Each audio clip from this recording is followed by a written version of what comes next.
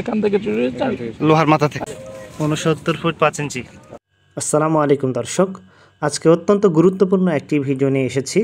আজকে আমরা দেখাবো কিভাবে জমি পরিমাপ করতে হয়। এটি আমাদের জীবনের অত্যন্ত গুরুত্বপূর্ণ একটি বিষয়। সাধারণত আমাদের জীবনে খুব অল্প সময়ের জন্য এই জ্ঞানটি প্রয়োজন দেখে অনেকেই এই জ্ঞান অর্জন করার চেষ্টা করি না, কিন্তু প্রকৃতপক্ষে এই বিষয়টি খুবই সহজ। আমরা যদি একটু মনোযোগ দেই তাহলে পুরো বিষয়টি আমরা সহজে বুঝতে পারব।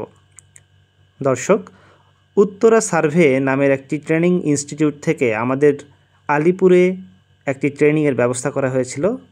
সেই ট্রেনিং শেষে থিওরিটিক্যাল বিষয়গুলো জানার পরে আমাদের আজকে প্র্যাকটিক্যাল সেশন। এই সেশনটি নেওয়ার জন্য আমাদের শিক্ষক মহোদয় আমাদের সাথে করে এনেছিলেন কুয়াকাটা সি বিচের পাশে। এখানে অত্যন্ত সুন্দর একটি লোকেশনে, যেখানে সাধারণত সারা বাংলাদেশ থেকে ট্যুরিস্টরা এসে ঘুরে যায়, এরকম একটি জায়গায় আমরা এসেছি।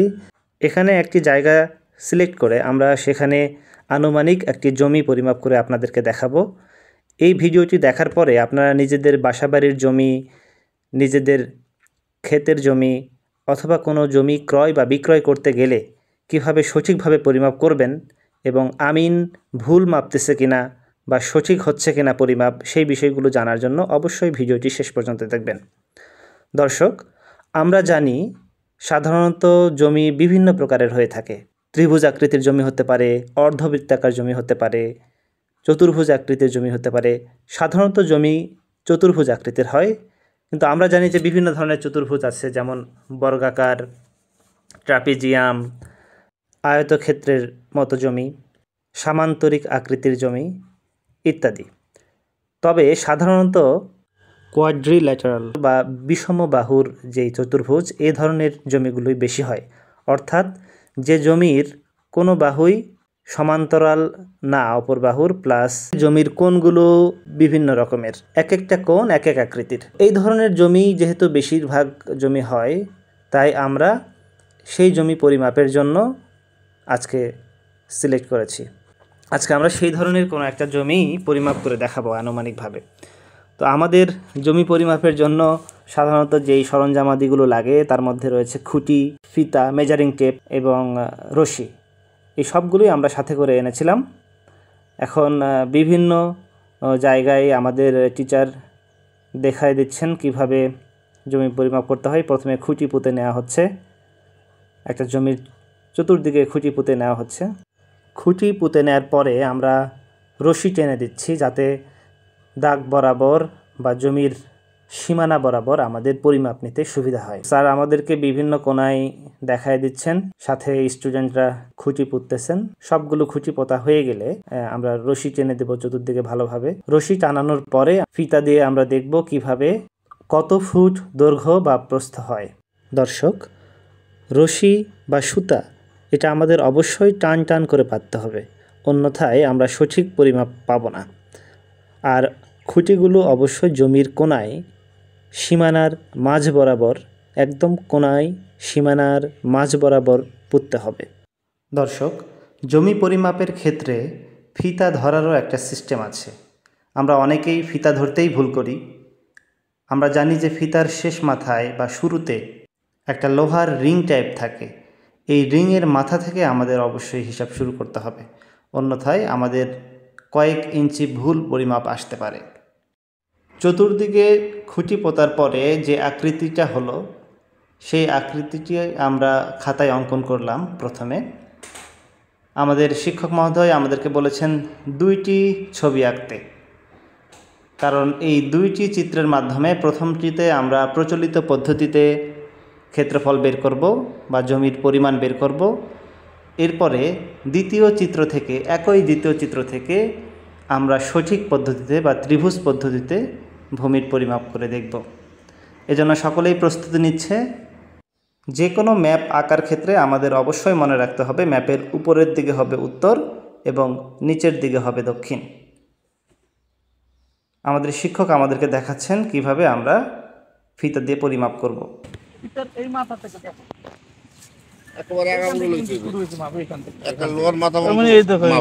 আমি যদি 5 ফুট ধরি, এখানে এটা যে 10 ফুটের মতো পড়ে না? জি হ্যাঁ ঠিক আছে। তার মানে এখান থেকে চুরি লোহার মাথা থেকে। একদম লোহার মাথা থেকে। অনেক এটা বাদ দিয়ে লয়। না না না এটা মাথার ভিতরে না এরপরে আমরা জমির বিভিন্ন দিকের দৈর্ঘ্য মাপা শুরু করলাম। 67 ফুট 1 ইঞ্চি। এই বরাবরই না? জি 67 ফুট 1 ইঞ্চি। 67 ফুট 1 ইঞ্চি। প্রথমে আমরা উত্তর পাশটি নিয়েছি, এরপরে পূর্ব পাশ,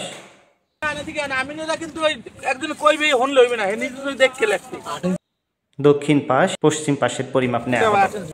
69 ফুট 5 ইঞ্চি। হ্যাঁ না না 6 69 ফুট 6 ইঞ্চি। আমরা পরিমাপগুলো সবাই খাতায় লিখে ফেলছি।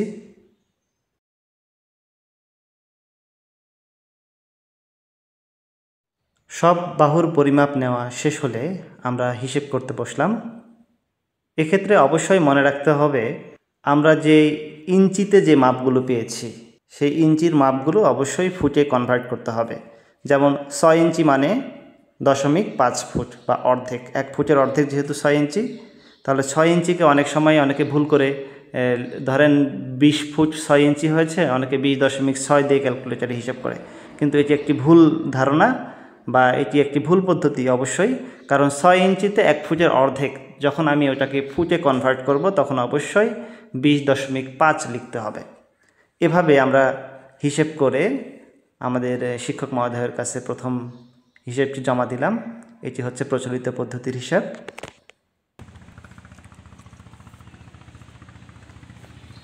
জি ঠিক আছে আপনার হিসাব। Thank you. আলহামদুলিল্লাহ আলহামদুলিল্লাহ। সুন্দর হয়েছে। এরপরে আমরা চতুর্ভুজটির অর্থাৎ চতুর্ভুজ আকৃতির জমিটির সবচেয়ে বড় কর্ণ বরাবর একটি পরিমাপ নিয়ে নিলাম।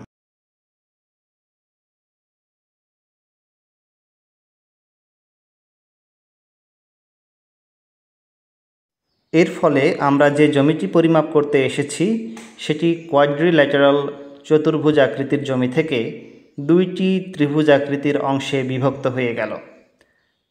আপনারা দেখতে পাচ্ছেন 2টি ত্রিভুজ আকৃতির জমিতে বিভক্ত হওয়ার পরে আমরা এখন ত্রিভুজ 2টির পরিমাপ করব। আমরা যদি 2টি ত্রিভুজের ক্ষেত্রফল বের করে নিতে পারি তাহলে আমাদের জমির সঠিক পদ্ধতিতে পরিমাপটা পেয়ে যাব। এখন আমরা ত্রিভুজ 2টির সবচেয়ে বড় বাহুকে ভূমি ধরে বিপরীত কোণ থেকে 90 ডিগ্রি অ্যাঙ্গেলে দূরত্ব নিব এবং সেই দূরত্ব নেওয়াটির সঠিক পদ্ধতি এখন দেখানো হচ্ছে। প্রথমে আমরা বিপরীত কোণ থেকে ফিতা নিব, ফিতা ধরে দেখব যে ডানে বা বামে গেলে দৈর্ঘ্য কমে নাকি বাড়ে। সবচেয়ে কম দূরত্বই হচ্ছে লম্ব, কারণ আমরা জানি কোনো একটি বিন্দু থেকে কোনো একটি রেখার দূরত্ব যখন এখানে সবচেয়ে কম, সেই সবচেয়ে কম দূরত্বটাই হচ্ছে লম্ব। তাহলে লম্ব বের করার নিয়ম হচ্ছে এদিক গেলে কি বাড়ে? এই যে এদিকে আসতেছি, এই সর্বনিম্ন 6 হয়েছে, এরপর আবার এদিক গেলে বাড়ে। তাহলে যেখানে 6 এই আমার 90 ডিগ্রি অ্যাঙ্গেল, এখানে একদম 25 ফুট 6 ইঞ্চি। এখানে যা 90 ডিগ্রি অ্যাঙ্গেল বোঝার আরো একটা জিনিস আছে। এই দেখেন যেখানে 6 হয়েছে এখানে এই যে ফিতার যে রেখাটা এই এই যে লম্বের উপরে কিন্তু একদম সোজাসুজি একটু সাইডে নিয়ে বসাই দেয় না, এনে নিয়ে বসাইলে কিন্তু 13 হয়ে যায়। 90 থেকে এদিকে কম হচ্ছে, 13 হয়ে যায় না? এই 2 ডিগ্রি 90 ডিগ্রি হয়ে গেছে। ঠিক আছে, 25 ফুট 6 ইঞ্চি 1 নং ত্রিভুজের উচ্চতা। জি জি লাগছেন? জি লাগছে। আমরা প্রথমে ফিতে ধরে দেখব যে কোথায় দূরত্ব সবচেয়ে কম। যদি এমন একটা বিন্দুতে পৌঁছায় যেখান থেকে ডানে গেলেও দৈর্ঘ্য বৃদ্ধি পায় এবং বামে গেলেও দৈর্ঘ্য বৃদ্ধি পায়, এই জায়গাটাতে আমরা সিলেক্ট করব। যে আমরা দেখতে পাচ্ছি যে এমন একটা জায়গায় আমরা পৌঁছে গেছি যেখান থেকে ডানে গেলেও বৃদ্ধি পাচ্ছে দৈর্ঘ্য, বামে গেলেও বৃদ্ধি পাচ্ছে দৈর্ঘ্য। তার মানে এটাই হচ্ছে সবচেয়ে ন্যূনতম দূরত্ব, আর এই দূরত্বটাই হচ্ছে লম্ব দূরত্ব। তো ত্রিভুজের ক্ষেত্রে আমরা জানি যে হাফ গুণন ভূমি গুণন উচ্চতা, এই সূত্র ব্যবহার করেই আমরা ক্ষেত্রফল বের করব বা জমির টোটাল কত এরিয়া সেটা বের করব। এবং হাফ গুণন ভূমি গুণন উচ্চতাকে যদি আমরা 435.6 দিয়ে ভাগ দেই তাহলে সেই ভাগফলে আমাদের জমির শতাংশের পরিমাণ বের হবে। এভাবে দুইটি ত্রিভুজেরই ভূমি এবং উচ্চতা নেওয়ার পরে আমরা দুইটি ত্রিভুজের ক্ষেত্রফল বের করে একসাথে যোগ করে দেব 1 নম্বর ত্রিভুজ এবং 2 নম্বর ত্রিভুজ। তাহলে এভাবেই আমাদের যে জমির চতুর্দিকের বাহুর কোনোটি সমান নয় সেই জমির সুন্দরভাবে এরিয়া পাওয়া যাবে। এবার সঠিক পদ্ধতিতে কিভাবে আমাদের জমির পরিমাণ বের করতে হয় সেটা বের করার পরে আমরা আমাদের শিক্ষককে দেখাচ্ছি। আরেকটা বিষয় হতে পারে, খুবই গুরুত্বপূর্ণ বিষয়, ধরেন এই ধরনের জমি আপনি মাঠে না মেপে একটা শহর অঞ্চলে মাপতে গেলেন, দেখলেন যে এই জমির মাঝখানে একটা বিল্ডিং আছে অথবা মাঝখানে পুকুর আছে, আপনি পুকুরে নামতে চাচ্ছেন না, তাহলে কিভাবে আপনি দুইটা ত্রিভুজে ভাগ করবেন আর কিভাবেই বা লম্ব বের করবেন ত্রিভুজের? সেক্ষেত্রে অবশ্যই আমাদের ভিন্ন একটি সূত্রের মাধ্যমে সেই জমিটির ক্ষেত্রফল বা আয়তন বের করতে হবে। যাদের এসএসসি এবং এইচএসসি লেভেলে ম্যাথ ছিল তারা অবশ্যই জানি সূত্রটি হচ্ছে s into S minus A into S minus B into S minus C এবং এর পুরোটার উপরে রুট ওভার।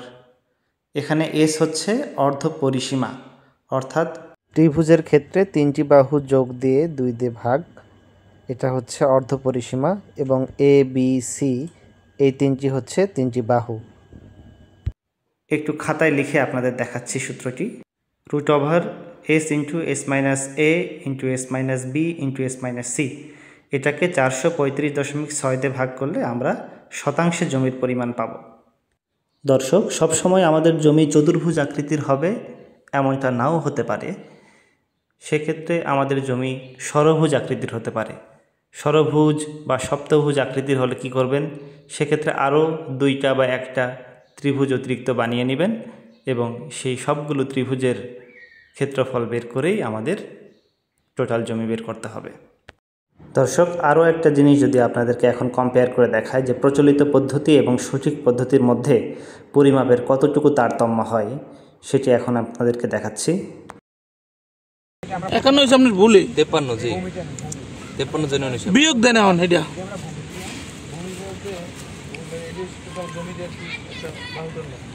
6.15। অর্থাৎ দর্শক দেখলেন সঠিক পদ্ধতিতে জমি পরিমাপ করার পরে আমাদের জমি 6% মধ্যে 0.62% কম হয়েছে।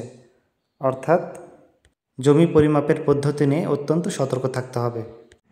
এরকম আরও শিক্ষণীয় ভিডিও পেতে, এবং আমি যেহেতু হ্যাচারি এবং মাছ চাষ নিয়ে সম্পর্কযুক্ত আছি, আমার হ্যাচারির বিভিন্ন অ্যাক্টিভিটিস, মাছ চাষের বিভিন্ন অ্যাক্টিভিটিস, আমার ব্যক্তিগত ট্যুর, সব বিষয় নিয়ে আমি শিক্ষণীয় ভিডিও তৈরি করার চেষ্টা করব। অবশ্যই চ্যানেলটি সাবস্ক্রাইব করে পাশেই থাকবেন।